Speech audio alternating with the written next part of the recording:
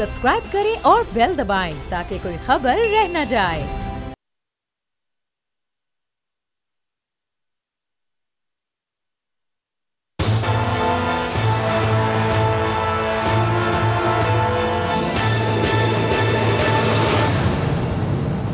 अस्सलाम वालेकुम। प्रोग्राम तज्ज़िया, मैं हूं लीना इलियास और आज के इस प्रोग्राम में टेलीफोन लाइन पर हमारे साथ मौजूद हैं समी इब्राहिम साहब। स्टूडियो में मेरे साथ मौजूद हैं एशियन न्यूज़ के ग्रुप एडिटर राना ताहिर साहब और हमारे कोर्ट रिपोर्टर फ़याज़ महमूद साहब भी आज के इस प्रोग्राम में हमारे साथ मौजूद हैं। खैर जी, 3 टॉपिक हैं। सबसे पहले हम बात करेंगे नवाज शरीफ साहब के केस के हवाले से, फिर उसके बाद नवाज शरीफ साहब ने ख़िताब किया उसके हवाले से भी बात करेंगे, और आज बाबरी मस्जिद को जिन लोगों ने शहीद किया था भारतीय कोर्ट ने बहुत से लोगों को उनमें से रिहा कर दिया, कुछ उस हवाले से भी बात करेंगे। ओवर टू यू समी साहब।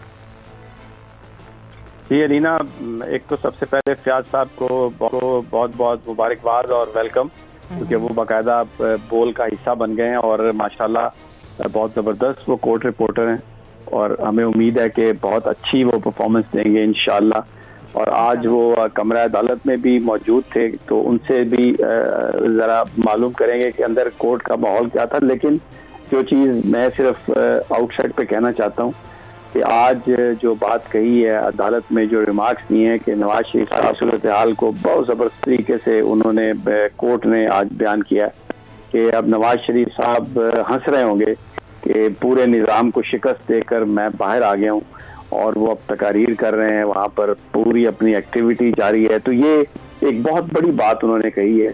जो लोग जिन्होंने नवाज शरीफ साहब को बाहर जाने में फैसिलिटेट किया, चाहे वो डॉक्टर थे, चाहे वो एग्जेक्टिव के लोग थे, चाहे कोई कहीं निज़ाम अदल में उन लोगों का कोई ताल्लुक है, पाकिस्तान के ताकतवर इदारों से ताल्लुक है, जहाँ से भी जिसका ताल्लुक है, ये जो आज बात कही है जस्टिस मोहसिन अख्तर कियानी ने, ये एक बहुत ही एक बड़ा स्ट्रॉन्ग रिमार्क है। और अब क्योंकि फ़याज़ साहब वहाँ पर मौजूद थे, अदालती मामला है, मैं कोई चीज़ ऐसी नहीं कहना चाहता जिससे हम किसी तौहीन के मुर्तकिब हों। तो ये अगर हम पूछें तो ये बयान फरमाएं पूरी कार्रवाई क्या हुई, क्या माहौल था। और वो ख्वाजा हारिस साहब भी पेश नहीं हुए, मेरा ख्याल है वो भी अब नवाज शरीफ साहब की वकालत नहीं कर रहे। लेकिन एक बात सिर्फ ये मैं कहूँगा कि इसी अदालत के हवाले से जब नवाज शरीफ साहब की जो सज़ा थी, जब इस अदालत ने, इसी बेंच ने सस्पेंड की, तो उस वक्त मुस्लिम लीग नून के कायदीन की क्या गुफ्तगू थी।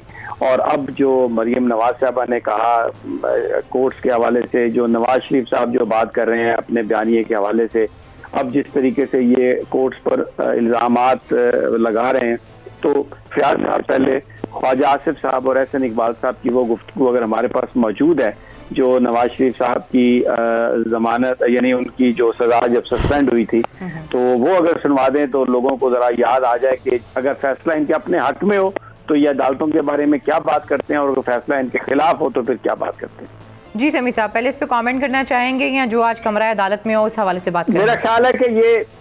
मेरा ख्याल है इस पर कोई कमेंट की जरूरत ही नहीं है। ये तो सेल्फ लोग इसको देख रहे हैं, समझ रहे हैं। अगर फ़याज़ साहब हमें कुछ आज की बताएं तो वो मेरा ख्याल है everybody is very eager to hear that. सभी साहब, सबसे पहले तो आपका शुक्रिया और बोल टीवी का शुक्रिया, मुझे मौका दिया यहाँ पे काम करने का। आज की जब हेयरिंग की हम बात करते हैं तो जो हेयरिंग का आगाज़ होता है जस्टिस आमिर फ़ारूक साहब के उन रिमार्क से हुआ जब उन्होंने एडिशनल अटॉर्नी जनरल से पूछा कि मियां नवाज शरीफ के हमने वारंट गिरफ्तारी जारी किए थे, तो उस पर क्या पेशरफ्त हुई है, जिस पे अदालत को आगाह किया गया कि पाकिस्तान के जो लंदन में हाई कमीशन के नुमाइंदे थे राव अब्दुल हन्नान, वो गए थे, उनको बुलाया गया, लेकिन उसके बावजूद जो उनके वारंट गिरफ्तारी थे वो मियाँ साहब ने वसूल करने से इनकार कर दिया है। वहाँ पे उनके जो सेक्रेटरी थे एवनफील्ड अपार्टमेंट के, उन्होंने हालांकि ख़ुद फ़ोन किया था, उसके बावजूद वो उन्होंने वारंट गिरफ्तारी नहीं लिए।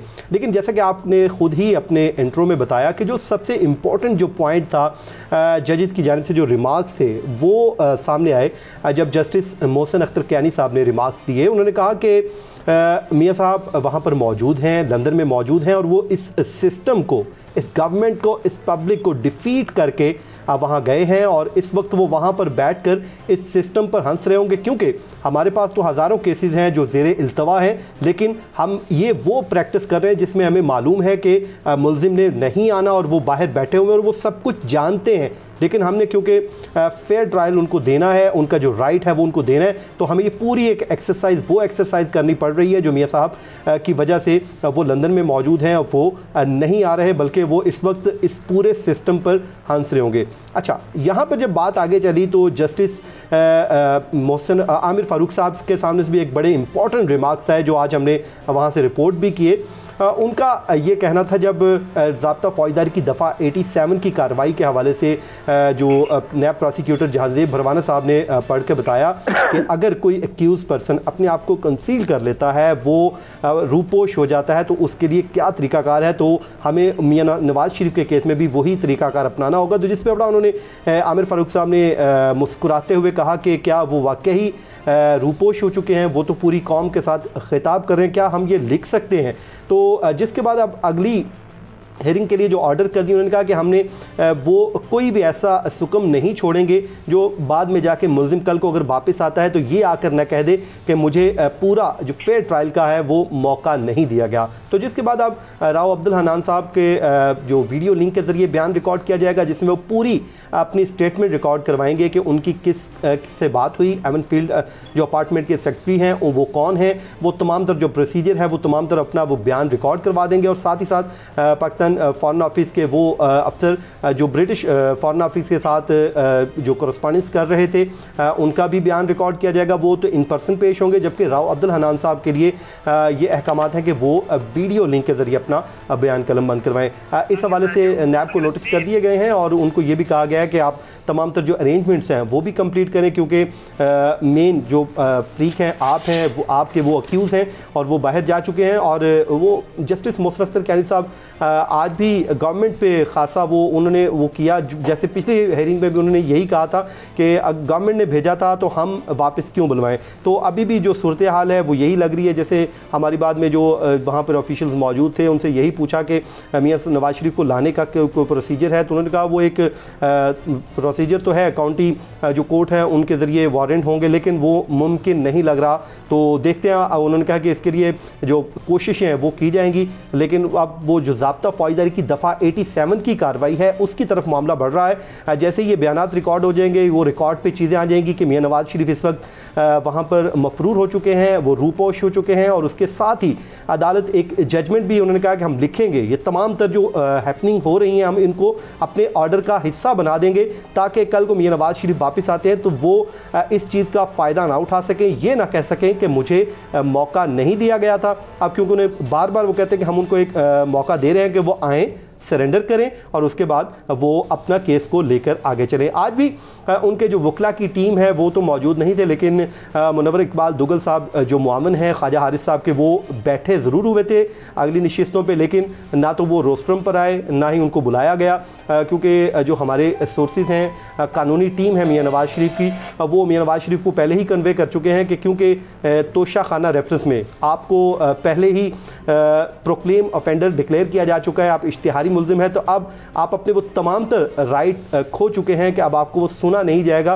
तो इसलिए हमारा वहाँ पर पेश होना या ना होना अब कोई मायने नहीं रखता। तो अब मियां नवाज शरीफ इस दूसरे मुकदमे में भी इश्तिहारी डिक्लेयर करने के लिए एक कार्रवाई का आगाज़ किया जाएगा। पहले तो उनके बयानात रिकॉर्ड कर लिए जाएंगे ताकि एविडेंस आ जाए कि ये तमाम तर जो कोशिशें की गई थी।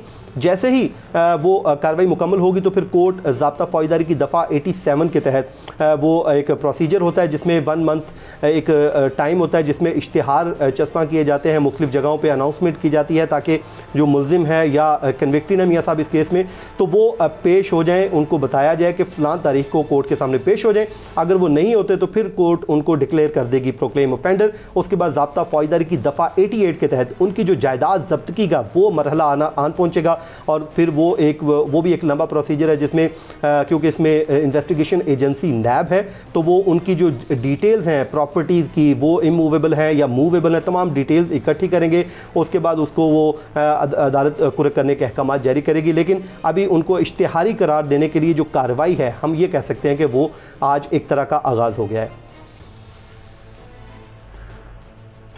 जी राना साहब, ये गुफ्तगू सुनी आपने सारी, लेकिन फयाज मैं ये जानना चाहूँगा, क्योंकि ये जो रिमार्क्स हैं ये सारे सिस्टम पे वो हंस रहे होंगे, ये तो बहुत ही यानी बड़े तकलीफ दे रिमार्क्स हैं। इससे अंदाजा होता है कि अदालत जो है वो इस सारी सूरत हाल पर जजेस जो हैं वो इंतहाई नाखुश हैं, और ये तो बहुत ही बड़ी ऑब्जर्वेशन नहीं है ये। लेकिन अदालत के ये भी रिमार्क्स है ना कि जिसमें उन्होंने कहा कि गवर्नमेंट ने भेजा है, तो अब इससे ज्यादा हम इसमें मजीद क्या कर सकते हैं। तो मैं चाहूंगी कि आप इस हवाले से थोड़ा रोशनी डालें। यकीनन समीर साहब ये बड़े इंपॉर्टेंट रिमार्क्स हैं। गवर्नमेंट जो अदालत है वो एक तरह का मायूसी का इजहार कर रही है। देखें, एक वो इसी दरख्वास्त में जब मियाँ नवाज शरीफ की जब ये अपीलें दोबारा फिक्स हुई, एक तवील अरसे के बाद 8-9 माह के अरसे के बाद जब फिक्स हुई, तो हालांकि उस दिन नैब की जानिब से ये मौक़िफ़ लिया गया था कि क्योंकि मियाँ नवाज शरीफ तोशा खाना में इश्तिहारी डिक्लेयर हो चुके हैं, तो अब उनके राइट्स ख़त्म हो गए हैं,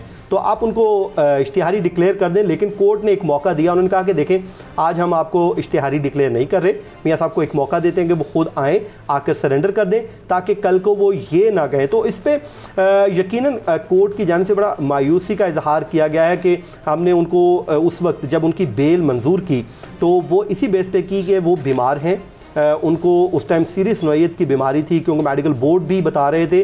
तो लेकिन आज जो कोर्ट ने ऑब्ज़र्व किया है वो उन्होंने यही कहा है कि ये बड़ा तकलीफ़ दे है कि एक शख्स पूरे एक सिस्टम को, एक फेडरल गवर्नमेंट को, पब्लिक को, तमाम को डिफीट करके बैरून मुल्क, उन्होंने जो वर्डिंग यूज़ की, उन्होंने डिफीट का वर्ड यूज़ किया। उन्होंने कहा कि डिफीट करके बैरून मुल्क न सिर्फ चले गए, बल्कि अब वो हम पर, यानी कि सिस्टम पर, जो निज़ाम अदल है उस पर हंस रहे होंगे। और उन्होंने कहा कि ये इंतहाई शर्मनाक और तज़हीक अमेज़ रवैया है। वो 3 टाइम के प्राइम मिनिस्टर हैं, लेकिन ये आज कोर्ट को ऑब्ज़र्व करना पड़ा। पिछली हेयरिंग में आपको ले जाता हूँ मैं, जब जस्टिस मोहसिन अख्तर कियानी साहब ने ही एक सवाल पूछा था ख्वाजा साहब से, जब ख्वाजा साहब ने कहा, ख्वाजा हारिस साहब ने, कि वो नहीं आ सकते, जब उन्होंने एक कैटेगोरिकली एक स्टेटमेंट रिकॉर्ड करवा दी, उन्होंने कहा जी मियाँ नवाज शरीफ बीमार हैं, उनका इलाज होना है, वो सफ़र नहीं कर सकते, तो वो नहीं आ सकते वतन वापस। तो जिस पर जस्टिस मोहसिन अख्तर कियानी साहब ने कहा था कि हम आपकी बात यकीनन मान लेते अगर आप किसी हॉस्पिटल के कोई मेडिकल रिपोर्ट जमा करवा देते कि हम गए इलाज करवाने, लेकिन ब्रिटिश जो गवर्नमेंट का या कोई भी हॉस्पिटल है वो कह रहा है कि कोरोना की वजह से इलाज पॉसिबल नहीं है। उन्होंने कहा कि आप उस डॉक्टर की रिपोर्ट लेके आ गए हैं जो इस वक्त अमेरिका में बैठे हुए हैं। तो उन्होंने ये खासी बरहमी का इजहार किया। साथ ही साथ उन्होंने एक और क्वेश्चन भी रेज़ किया। उन्होंने कहा कि चले हम तब भी मान लेते हैं कि अगर मियाँ नवाज शरीफ इस वक्त हॉस्पिटलाइज्ड होते, उन्होंने कहा कि वो हॉस्पिटलाइज्ड भी नहीं है, वो अपने घर पे मौजूद हैं, आज तक उनका जो इलाज शुरू होना था वो शुरू ही नहीं हुआ। तो ये वो क्वेश्चन थे जिनके आंसर मियाँ साहब को देने थे, क्योंकि इस वक्त वो लंदन में मौजूद हैं और अभी तक उनका की तरफ से जो मीडिया में स्टेटमेंट्स आ रही हैं वो यही है कि इलाज करवा के आ जाएंगे। लेकिन इलाज की तरफ वो कोर्ट ने भी ऑब्जर्व किया कि कभी वो मामला गया ही नहीं। उन्होंने अगर मेडिकल रिपोर्ट्स भेजी हैं तो वो उन डॉक्टर्स की भेज दी जो इस वक्त अमेरिका में मौजूद हैं। तो ये वो तमाम तर क्वेश्चन थे जो लास्ट हेयरिंग्स में रेज़ किए गए कोर्ट की जानिब से। आज जो जस्टिस मोहसिन अख्तर कियानी के रिमार्क्स हैं ये बड़े इंपॉर्टेंट हैं और ये आगे चल के जजमेंट में चीज़ें नज़र भी आएंगी, क्योंकि कोर्ट बड़ी मायूसी का उन्होंने इजहार किया कि एक शख्स को हमने उस वक्त बेल दी जब उनको जेल में थे, वो कन्विक्टेड थे, हमने उनको ज़मानत दी और ज़मानत पे उनको रिहा करने का अहकाम दिए। लेकिन वफाकी हुकूमत में भी कोर्ट बड़ी नाला है, वो कहती है कि हमें क्योंकि हमारे से बेल ली गई लेकिन हमें इन्फॉर्म तक नहीं किया गया, ECL से नाम निकाल दिया गया लेकिन इस कोर्ट को नहीं बताया गया, जिस पर ख्वाजा हारिस मौक़िफ़ लेते थे कि लाहौर हाई कोर्ट में मैटर चल रहा है कि मियाँ नवाज शरीफ वापस आ सकते हैं या उनका इलाज हो रहा है तो वो सफ़र करने के काबिल भी हैं या नहीं। तो जिस पर कोर्ट ने वाज़ेह तौर पे कह दिया था कि हमें लाहौर हाई कोर्ट से हमारा ताल्लुक़ नहीं, हमारा एक्यूज़ इस कोर्ट का है जिससे इस इस्लामाबाद की एहतसाब अदालत ने उनको कन्विक्ट किया है, तो वो बेल हमसे लेके गए हैं हमारे केस से रिलेटेड। हमें नहीं मालूम कि दूसरे केसेस में उनका क्या स्टेटस है, हमें अपना बताइए कि उन्होंने ECL से नाम निकलवाया और हमें बताया क्यों नहीं। शायद ठीक है आपकी बात, शायद आपकी बात ठीक है राना ताहिर साहब। आज जो सेंट्रल एग्जीक्यूटिव का जो इजलास हुआ मुस्लिम लीग नून का, उसमें नवाज शरीफ साहब ये कह रहे हैं कि जिस मुल्क में जहाँ पे आप इज्जत से ना रह सकें वहां पर जाने का क्या फायदा। तो वो तो इज्जत की बात कर रहे हैं, वो तो ये कह नहीं रहे कि वो बीमारी की वजह से वहां पे रुके हुए हैं। तो इधर ये कौन सी एक एक्सरसाइज है कि जिसमें अभी तक डिटर्मिनेशन हो रही है बीमारी हुई है या नहीं हुई। ये तो अब वो सीढ़ियां चढ़ के जाते हैं, दफ्तर वहां पर उनके बेटे के पास हो गया, नून लीग के लिए वो अवेलेबल है, वहां से पूरी पॉलिटिकल एक्टिविटी से ये तो बात अब मार्केट में आई है, लेकिन वो तो शुरू से कर रहे हैं, बीमार वो थे ही नहीं, और वो तो कहते हैं कि इज्जत नहीं है तो वहां पे रहने का कोई फायदा नहीं है, और बयानिया जो है वो बस अब जो हमारा बयानिया है वो ही बयानिया चलेगा। तो ये तो बिल्कुल एक पाकिस्तान की फौज और पाकिस्तान की अदालतों के बिल्कुल इस वक्त हेड ऑन हो गया नवाज शरीफ का। जी समी साहब, आप सही कह रहे हैं। मियाँ नवाज शरीफ साहब जो है ना, अब एक चीज़ तो वाज़े हो गई कि जिस तरीके से उन्होंने आज भी ख़िताब किया और इससे पहले APC में भी ख़िताब किया, और जो आपने बताया सीढ़ियाँ चढ़कर अपने बेटे के वो जो सियासी अड्डा बनाया है उन्होंने अपने बेटे का दफ्तर, वहाँ पे जिस तरह वो जाते हैं तो वो बीमार शरीफ तो लगते नहीं हैं। अब उन्हें अपना नाम रख लेना चाहिए बीमार शरीफ। मसला ये है समी साहब, आज जो जस्टिस मोहसिन अख्तर कियानी साहब के रिमार्क्स हैं वो ऐसा ज़बरदस्त तमांचा है एक ऐसे शख्स के मुंह पर जो 3 बार इस मुल्क में वज़ीर आज़म बना, 3 बार वज़ीर आला रहा, और वो इस मुल्क के इदारों के बारे में जिस किस्म की शर्मनाक और तज़हीक अमेज़ गुफ्तगू कर रहे हैं बाहर बैठकर, इतनी हिम्मत है तो पाकिस्तान में आकर बात करते। यानी अदालत को ये कहना पड़ा कि ये शर्मनाक रवैया है। समी साहब, डूब मरने का मुकाम है मियाँ नवाज शरीफ के लिए कि इस्लामाबाद हाई कोर्ट ये कहे कि ये शर्मनाक रवैया है। इसके बावजूद आपने अभी गुफ्तगू सुनाई ख्वाजा सफदर साहब और हमारे दोस्त एहसन इकबाल साहब की। ये ऐसे लोग हैं कि जब इनके हक में फ़ैसला आता है तो उस वक़्त अदालत से अच्छी चीज़ कोई नहीं होती, अदालत से ज़्यादा, इससे ज़्यादा इंसाफ अदालत दे नहीं सकती। अभी फरमा रहे थे एहसन इकबाल साहब, जब मियाँ नवाज शरीफ साहब की रिहाई का वो ज़मानत मंजूर हुई उस वक्त वो बाहर निकल के कह रहे थे ये नॉन PCO इंसाफ की झलक है। तो ये भी नॉन PCO इंसाफ की झलक है जो आज नवाज शरीफ के बारे में कहा गया कि ये शर्मनाक रवैया है। समी साहब, ये ढीठ लोग हैं। अब ये लोग इस हद तक आ गए हैं, यानी इनको शर्म नहीं आती बात करते हुए। इसी सिस्टम की वजह से जिन इदारों पर तुम तनकीद करते हो उन्हीं की वजह से तुम 3 बार वज़ीर आज़म बने, और आज यहाँ वहाँ लंदन में बैठकर भगौड़ा इंसान जो इस मुल्क के कानून से राह फरार इख्तियार कर चुके हैं, जिनमें इतनी हिम्मत नहीं है कि अदालतों का सामना कर सकें, जो जब गिरफ्तार होते हैं, जब सज़ा होती है त्यारा साजिश केस में उन्हें, तो परवेज़ मुशर्रफ से तहरीरी माफ़ी मांग कर मुल्क से बाहर जाते हैं। इन लोगों में ये अवाम को मरवाने के लिए, पार्टी कारकुनों को मरवाने के लिए, सड़कों पर लाने के लिए तहरीक और एजिटेशन की बातें करते हैं। अपने बच्चों को लाए ना यहाँ पे, हसन और हुसैन को लाकर कहें कि तहरीक की क़यादत करें। खबरें भी आ रही हैं, मैं आपको बता रही हूँ, आ रहे हैं, बहुत तैयारी की जा रही है। वो बिल्कुल नहीं आएंगे अलीना, आप भी यहाँ, आप इनको नहीं जानती, मैं आपको बता रहा हूँ ना। हसन नवाज, खबरें ये हैं कि बहुत से लोगों को गिरफ्तार कर दिया जाएगा और कैंपेन प्रॉपर तरीके से चलेगी और चलेगी। आप देखेंगे। देखिए मेरी बात सुने, शहबाज शरीफ साहब के दामाद वहाँ पे, आपने कहा कि मियां मोहम्मद नवाज शरीफ का शर्मनाक रवैया है। I agree with that. मैं नहीं कह रहा, अदालत आलिया ने कहा है। आई एग्री विद दैट, मैंने बोला है, मैंने रिपीट किया है। लेकिन जो सिस्टम की शिकस्त की बात की गई है, थोड़ा उस पर भी जरा अगर आप कुछ कमेंट कर देंगी तो बात करूंगा। जी, मैं बिल्कुल आने दे रही हूँ आपको, आप शुरू करें। ये देखें, यही तो बात अदालत आलिया ने कही है कि वो वहाँ बैठे मजाक उड़ा रहे हैं, हंस रहे होंगे कि मैं इस सिस्टम को धोखा देकर आया हूँ। आप ये देखें कि उन्होंने किस कारीगरी, मेरी बात सुने, उन्होंने यही तो फिर बात आ जाती है। आप फिर मैं वही बात करता हूँ कि इस सिस्टम को ठीक करने की जरूरत है। ये देखें किस तरीके से उन्होंने किस कारीगरी से धोखा दिया कि सारे लोग मुतासर हो गए, हत्ता कि आप भी बड़ी मुतासर थी कि पता नहीं उनकी मेरी मुतासर होने की खत्म करते हैं। आप इमरान खान साहब के मुतासर होने की बात किया, इमरान खान साहब को भी धोखा, वो तो मानते हैं।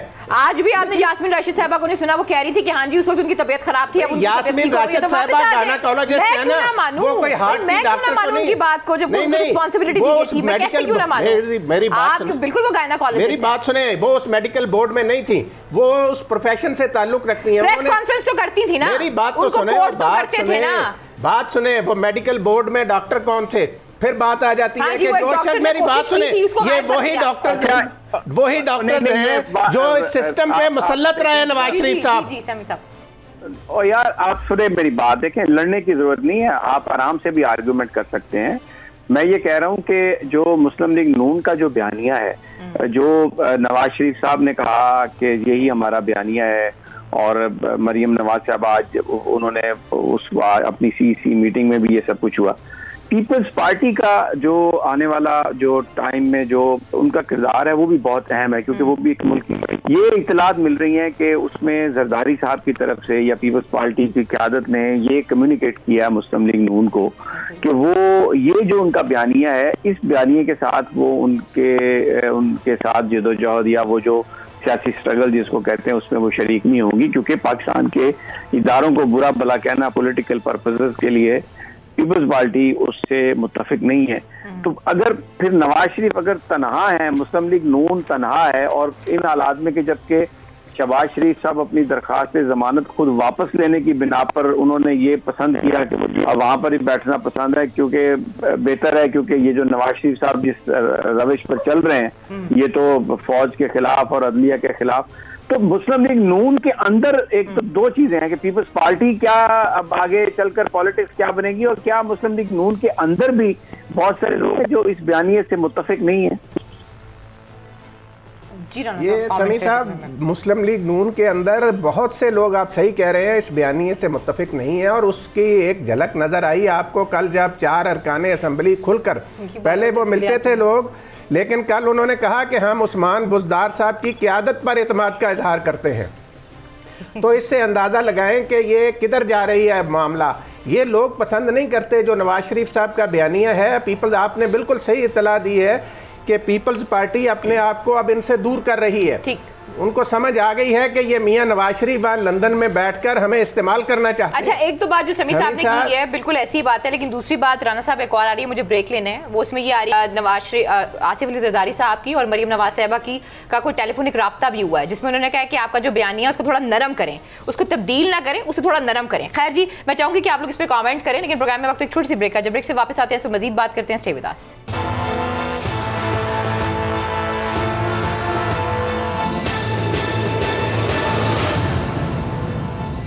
वेलकम बैक नाज़रीन, तब फिर आपको खुशामदीद कहते हैं। जी समी साहब, एक तो आप इस पे कमेंट कीजिएगा, दूसरा ये बिलावल भुट्टो ज़रदारी साहब जो हैं ये मुलाकात कर रहे हैं अख्तर मेंगल साहब से।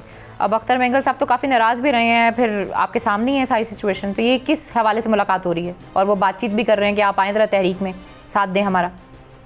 नहीं, डेफिनेटली अपोजिशन अपनी पॉलिटिक्स तो करेगी, लेकिन इस वक्त इशू ये है कि पाकिस्तान मुस्लिम लीग नवाज जिस बयानिए की बात कर रही है उस बयानिए को पजीराई, एक तो जो 2018 का जो इलेक्शन था वो नवाज शरीफ साहब का यही बयानिया था, उस इलेक्शन में उन्हें डिफीट हुई।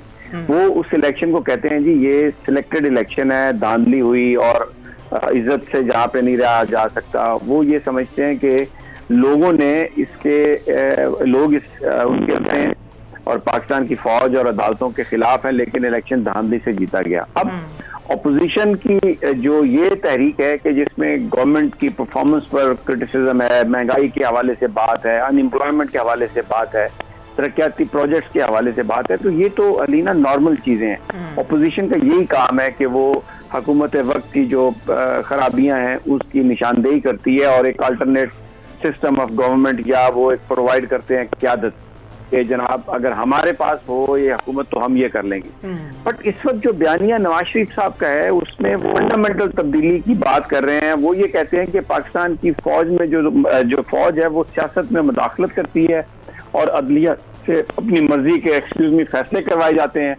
तो ये जो बयानिया है ये तो एक ऐसा बयानिया है जो इस वक्त जो पाकिस्तान जिन खतरात में गिरा हुआ है, जो इंडिया जिस तरह दबाव डाल रहा है, अफगान पीस प्रोसेस है, पूरी दुनिया की सियासी एक मंजर कशी है, सी पैक चाइना पाकिस्तान में इतनी बड़ी इन्वेस्टमेंट ला रहा है, तो उन हालात में पाकिस्तान की फौज जो कि गारंटी है सी पैक की, उसके खिलाफ ये बात करना, पाकिस्तान की अदलिया जिन्होंने सारे वो रिकॉर्डिंग का फैसला भी मनसूख किया, वो जो रेंटल पावर प्लांट का मामला था उसको भी, और वो सारे मुआहदे भी कालादम करार दिए हैं, और करप्शन के मामले में भी अदालत ने किसी तरह की कोई नरमी नहीं दिखाई। तो अब सवाल एक बड़ा, इस बयानिए का मुस्तकबिल क्या है पाकिस्तान में? बिल्कुल जरदारी साहब अख्तर मेंगल साहब से मिलेंगे, मौलाना फजलुर रहमान साहब से भी मिलेंगे, एक इत्तेहाद भी बनेगा, लेकिन क्या ये इत्तेहाद और ये जो सारी मूवमेंट है ये पाकिस्तान सिर्फ बिलावल भुट्टो जरदारी ये फरमाते हैं कि इमरान खान साहब सिलेक्टेड वजीर आजम है, तो क्या ये वही बात नहीं कर रहे होते राना साहब?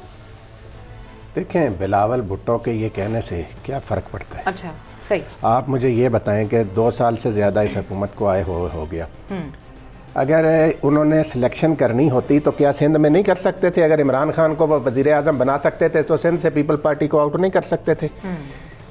यानी जो बात सिंध, अगर इनमें इतनी इखलाकी जुर्रत है तो सबसे पहले बिलावल भुट्टो जरदारी साहब सिंध असम्बली से अपने इस्तीफों का ऐलान करें, असम्बली को कहें मुराद अली शाह को तोड़ दें कि ये धांधली की पैदावार असम्बली है।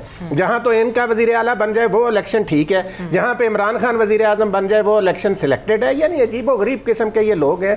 अलीना, इन लोगों को कोई गर्ज नहीं। आप मुझे बताएं, जो मैंने पहले भी बात कही थी कि अगर ये मुदाखलत होती है तो फिर आप भी 3 बार वज़ीर आज़म मुदाखलत के ज़रिए बने थे। ठीक नहीं, आप देखें अभी इन्होंने एक और नया शोशा छोड़ा। नवाज शरीफ साहब ने, समी साहब फरमाते हैं कि जनरल ज़हीरुल इस्लाम साहब जब ISI के सरबराह थे तो उन्होंने मुझे कहा था कि तुम इस्तीफ़ा दे दो और घर चले जाओ। भाई अब लंदन में जाकर अदालती मफरूर बनकर आप इस किस्म के इल्ज़ामात लगा रहे हैं। अगर आप इतने दिलेर और जमहूरियत के बड़े चैम्पियन थे तो उस वक़्त कहते कि मैं तुम्हें सैक कर रहा हूँ, तुम मुझे ये कह रहे हो। उसके बाद जो अलविदाई मुलाकात वज़ीर आज़म से की जब अपना जनरल ज़हीरुल इस्लाम साहब ने, तो आप देखें उनकी खिदमात को कितना खराज तहसीन पेश किया। इस कदर तो ज़्यादा मुनाफ़क़त है इन लोगों में। इससे आगे और क्या कि भाई आपको अगर कहा था तो आप उसी वक्त बात करते, पब्लिक में आकर उसी वक्त आप बताते, उसी वक्त आपके पास इख्तियार था। आपने क्यों इस्तेमाल नहीं किया? आप तो उनकी खिदमात को जब चंद महीने बाद वो वहाँ से फारग हुए हैं, गए हैं, तो आप तो उनकी खिदमात पर उन्हें खराज तहसीन पेश कर रहे थे। और आज आप इस किस्म के इल्ज़ामात लगा रहे हैं। मामला क्या है कि पाकिस्तान की रियासत को बदनाम कर रहे हैं, बाहर बैठकर पाकिस्तान के इदारों को बदनाम करने की साजिश कर रहे हैं, इंडिया के कहने पर रा को खुश करने के लिए। आप पहले जो एक वहाँ पे बैठे हुए साहब, उनके नक्शे कदम पर वही ड्रामेबाजियाँ कर रहे हैं। वो कहते थे नहीं नहीं इस्तीफ़ा नहीं देना, इस्तीफ़ा नहीं देना भाई। अब ये कहते हैं नहीं मियाँ साहब तुसी वापस नहीं आना। वो जी सेंट्रल कमेटी कह रही है मियाँ साहब वापस नहीं आना, वापस नहीं आना। अजीब नौसरबाजी है ये। सर लिखने वाले ये लिख रहे हैं कि मियाँ साहब जो हैं वो हो सकता है दिसंबर या जनवरी में वापस आ जाएं। वो जिस तरह की हमें इस तरह की चीज़ें चल रही हैं, लेकिन अभी तक ये कहना बड़ा कब्ज़ वक्त होगा। देखें वो तो गए थे इलाज के लिए और ये खबरें थी कि फ़ौरी इलाज के बाद वापस आ जाएंगे। तो आजकल वहाँ पे कोरोना फैला हुआ, लेकिन वो मास्क वगैरह यूज़ नहीं कर रहे।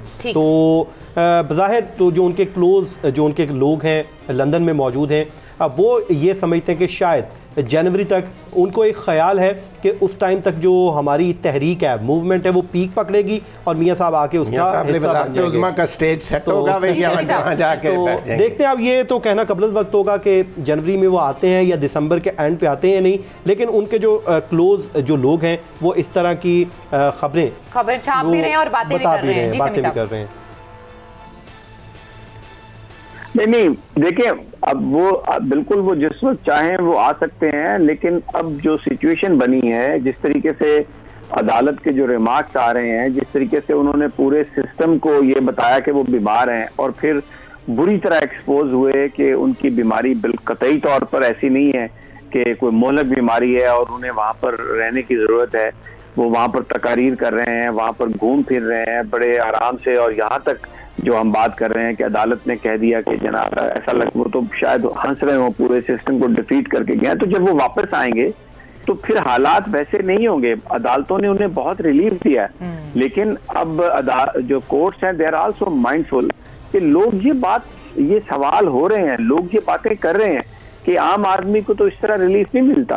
आम आदमी बेचारा तो उसके तो कहीं मुकदमात सुने भी नहीं जाते, और एक आदमी जो इतनी बड़ी करप्शन के केसेस में कन्विक्टेड है, लेकिन वो फिर दोबारा पहले भी जब वो गए मुल्क से बाहर तो 8-9 साल के बाद आए और अदालत ने वो जो उनका टाइम कर दिया, ये कहा कि बिल्कुल कोई मसला नहीं है। उनको न सिर्फ इंटरटेन किया गया बल्कि उनको उनकी सजाएं माफ की गई।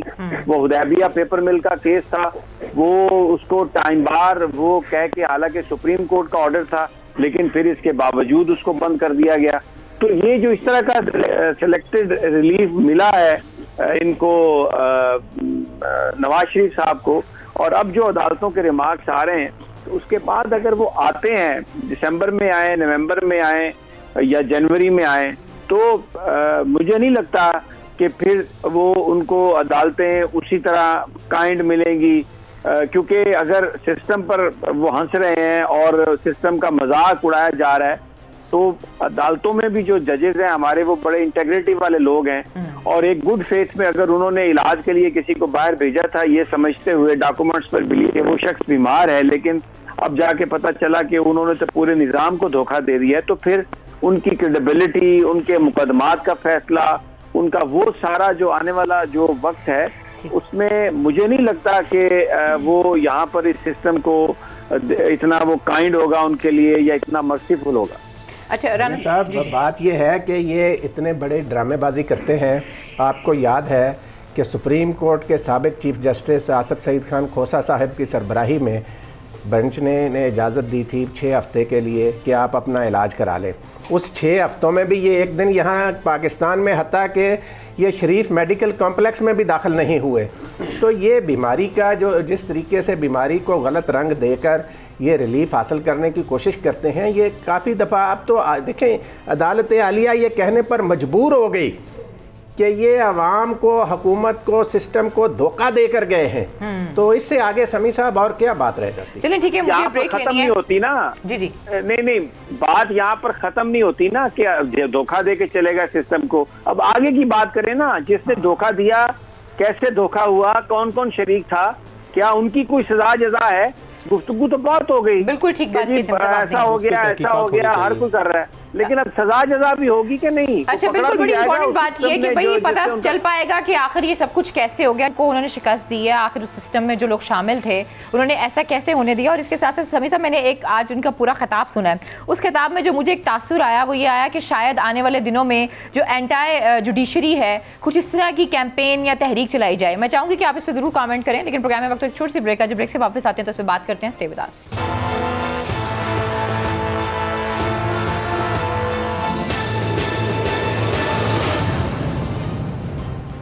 वेलकम बैक नाज़रीन, तो फिर आपको खुशामदीद कहते हैं। जी समी साहब, ब्रेक पे जाने से पहले मैंने एक सवाल किया था, यकीनी सी बात, उन्होंने गंदम, चीनी, अद्वियात की कीमत से ही आगाज़ किया, लेकिन ग्रेजुअली वो जिस तरफ जा रहे थे मियां मोहम्मद नवाज शरीफ साहब, वो एंटी जुडिशरी उनकी सारी बातें थीं। सो कोई तहरीक आप देखते हैं कि इस हवाले से चलाई जा सकती है? नहीं, यही तो हम बात कर रहे हैं। देखिए, उनका जो बयानिया जो उन्होंने एपीसी में 36 सफ़हात की तकरीर की और अभी जिस पर वो मुस्लिम लीग नून को आगे लाने की कोशिश कर रहे हैं, जिसकी वजह से शहबाज शरीफ साहब ने ये मुनासिब समझा कि वो अपने आप को जेल में भेज दें।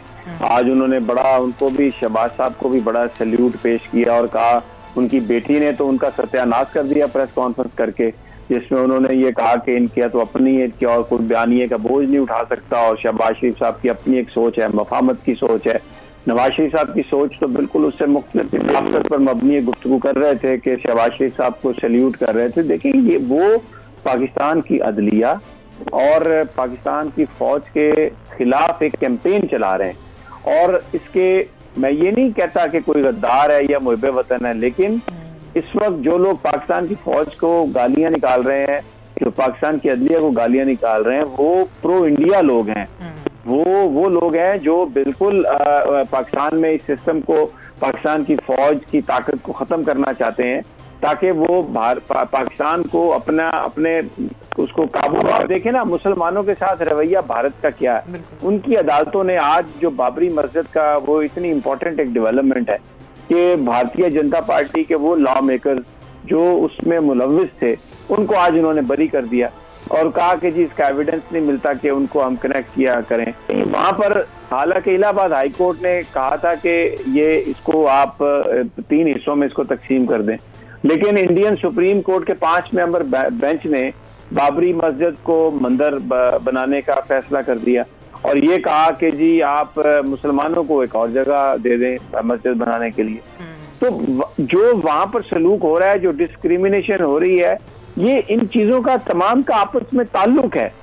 इस खित्ते में जो अलहदा मुसलमानों ने जो मुल्क बनाया और जिसमें फिर एक वो न्यूक्लियर पावर बना, जिसमें खून शामिल हुआ भुट्टो साहब का, और अब तो उसके बाद फिर इसकी इकोनॉमी को नहीं ठहरने दिया गया। अब मिलिट्री और सिविल रिलेशनशिप एक्सीलेंट है और इस वक्त पाकिस्तान निकल रहा है, अफगानिस्तान में भी पीस हो रहा है, सी पैक आ रहा है। तो अब ये कैंपेन जो है, इसको अगर हम देखें तो ये बुनियादी तौर पर वो जो एक कोई पाकिस्तान में अगर अच्छी चीज कोई होने जा रही है, तो ये फौज और अदलिया के खिलाफ ये जो एहतजाज और ये जो टर्माइल और ये जो सब लोग इकट्ठे होना, तो ये सवाल ये है कि कितने लोग इसको सपोर्ट करेंगे। क्या मुस्लिम लीग नून के अंदर आवाज उठेगी? आप बिल्कुल सही कह रही हैं कि उनकी तकरीर से जुडिशरी के खिलाफ, वो फौज और जुडिशरी के खिलाफ कैंपेन कर रहे हैं।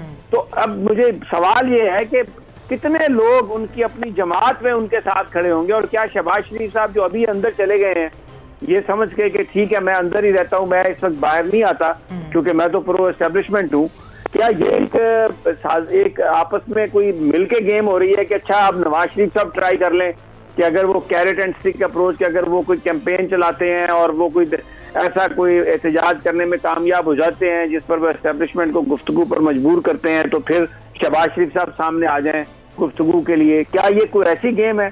मैं राना साहब से ये जानना चाहता हूँ कि उनका तजुर्बा क्या बताता है, उनकी इंफॉर्मेशन क्या बताती है। समीर साहब आप बिल्कुल सही कह रहे हैं कि ये है गेम ही, कि ये और शहबाज शरीफ ने यही मुनासिब समझा कि लो जी भाईजान तुसी आके आपकी जड़ी अपनी ब्लैकमेलिंग दी और धमकियां देने की पॉलिसी है ना, वो आप करके देख लें कि अगर आप उस तरीके से कोई रिलीफ हासिल कर सकते हैं हुकूमत से या इस्टेब्लिशमेंट से या दीगर इदारों से, तो वो करके देख लें। तो मैं जाके अंदर बैठ जाता हूँ। उन्होंने ज़मानत की दरख्वास्त ही वापस ले ली। दूसरी बात समीर साहब जो अलीना ने किया है ना, मैं आपको बताऊँ कि ये बाकायदा मरीम नवाज़ साहिबा और नवाज़ शरीफ की हदायत पर तैयारी हो रही है पाकिस्तान की आला अदलिया और पाकिस्तान की अफवाज के ख़िलाफ़ शरअंगेज़ प्रोपेगेंडा शुरू करने की। ये सोशल मीडिया पर इधर उधर आप देखेंगे आने वाले दिनों में ये लोग जहर उगलेंगे अफवाज पाकिस्तान के हवाले से, अदलिया के हवाले से। और अब ये देखें नवाज़ शरीफ साहब तो लंदन में बैठे हुए हैं, वहाँ से वो लेक्चर दे रहे हैं, लेकिन यहाँ पे आपने उस दिन मैं आपकी ने जो बात की थी बिल्कुल सही की थी कि जिन लोगों ने पाकिस्तान के सिक्योरिटी इदारों के ख़िलाफ़, फ़ौज के ख़िलाफ़ शरअंगेज़ नारे लगाए हैं, उन लोगों के ख़िलाफ़ कार्रवाई होनी चाहिए, उनको गिरफ़्तार करके सज़ाएँ दी जानी चाहिए। ये पाकिस्तान का आइन भी कहता है कि अफवाज पाकिस्तान के और अदलिया के ख़िलाफ़ तज़हीक अमेज़ गुफ्तगू नहीं की जा सकती। तो इन चीज़ों, और दूसरा मैं आज एक और अर्ज़ कर दूँ कि कानून को और इदारों को खामोश नहीं रहना चाहिए। इलेक्शन एक्ट पढ़ लें, इलेक्शन कवानीन क्या कहते हैं, इलेक्शन एक्ट क्या कहता है। इलेक्शन एक्ट के तहत सज़ा याफ्ता शख्स जिसको नाअहल करार दे दिया अदालत उज़्मा ने, वो ये इस किस्म की तकरीरें और अजलासों की सदारत नहीं कर सकते। ये तकरीर जो है इलेक्शन एक्ट की खुल्म खुला खिलाफ वर्जी थी, इस पर पाकिस्तान के इलेक्शन कमीशन को भी हरकत में आना चाहिए। तो समी साहब ये चीज़ें जो है ना, अब इनको इदारों को भी चाहिए कि वो अपना जो उनका फ़र्ज़ है वो निभाएं। और ये मुल्क के साथ जो खिलवाड़ करने की कोशिश नवाज़ शरीफ साहब बाहर, यानी होता तो ये कि अगर इनको रत्ती बराबर भी इस मुल्क से मोहब्बत होती समी साहब, अगर इनके साथ ज़्यादती भी हो रही होती तो ये फिर भी इस तरह का जहर ना उगलते। इनको तो 3 बार इस मुल्क ने वज़ीर आज़म बनाया, 3 बार वजारत आला दी, इनके भाई वज़ीर आला रहे 3 दफ़ा। तो इनको ज़रा बराबर एहसास नहीं कि हम उस मुल्क को बदनाम कर रहे हैं। ये किस किस्म की ज़ुबान इस्तेमाल कर रहे हैं अपने ज़ाती मफादात के लिए, अपनी करप्शन से बचने के लिए, ये पाकिस्तान को बैनुल अक़वामी, लेकिन उसका उल्टा असर हो रहा है। अब लोग समझ गए हैं, दुनिया समझ गई है कि भाई ये भगौड़े हैं कानून के। अब आप देखें कि पाकिस्तान की जो हालत सफारती सतह पर नवाज़ शरीफ के दौरे हुकूमत में थी, आज उससे कितनी मजबूत पोजीशन पे पाकिस्तान खड़ा है। आज आप इस खित्ते में देख लें कि पाकिस्तान की सफारती कोशिशों के नतीजे में डॉक्टर अब्दुल्ला जो पाकिस्तान आए 3 रोज़ा दौरे पर, उन्होंने आकर किस किस्म की पाकिस्तान के हवाले से गुफ्तगू की।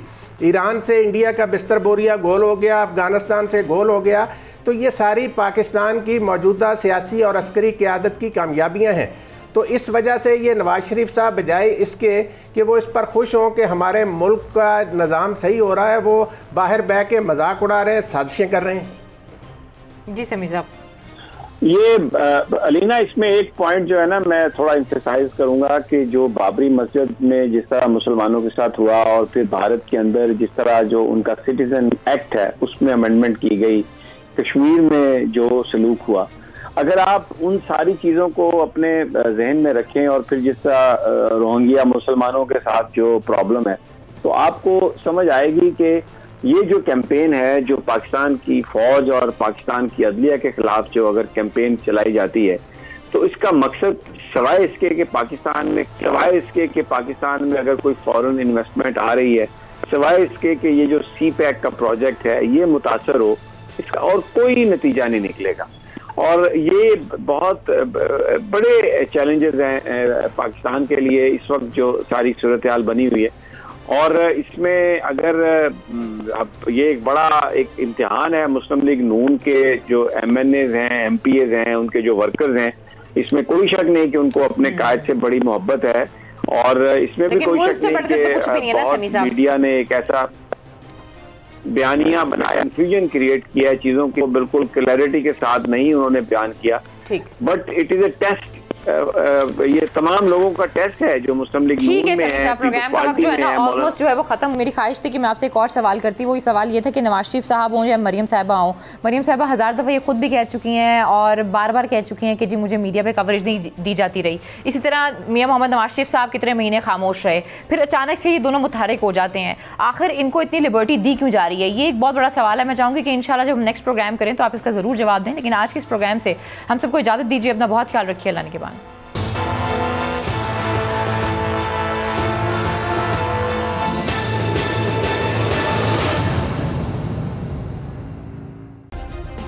सब्सक्राइब करें और बेल दबाएं ताकि कोई खबर रह न जाए।